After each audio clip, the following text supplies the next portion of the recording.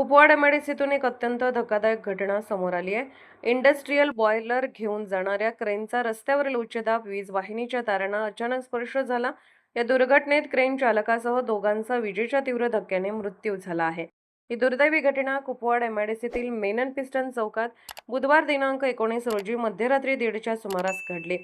मृतांमध्ये प्रदीप दिलीप खराडे व 41 राहणार यशवंतनगर कुपवाड, रोहिदास भगवान उत्तरे व 32 राहणार शिवशक्तीनगर कुपवाड यांचा समावेश आहे. मिळालेल्या माहितीनुसार कानडवाडी तालुका मिरज कायझन इंजिनियर्स कंपनीत तयार करण्यात आलेला इंडस्ट्रियल बॉयलर मिरज एमआयडीसीकडे नेण्याचे काम सुरू होते. यासाठी 2 क्रेनचा वापर करण्यात आला होता. बॉयलर कुपवाड एमआयडीसीतील मेनन पिस्टन चौकातून जात असताना एका क्रेनच्या वरच्या भागाचा रस्त्यावरील उच्चदाब वाहिनीच्या तारांना अचानक स्पर्श झाला.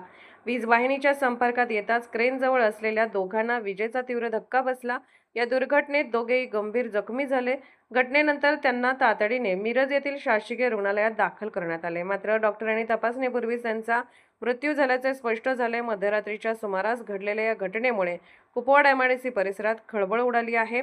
क्रेनमधून अवजड बॉयलरची वाहतूक करताना रस्त्यावरील उच्चदाब वीज वाहिनीच्या तारांचा स्पर्श झाल्याने ही दुर्घटना घडल्याची प्राथमिक माहिती आहे. या दुर्घटनेत प्रदीप खराडे, रोहिदास उत्तरे यांचा दुर्दैवी मृत्यू झाला असून या घटनेने त्यांच्या कुटुंबियावर दुःखाचा डोंगर कोसळला आहे.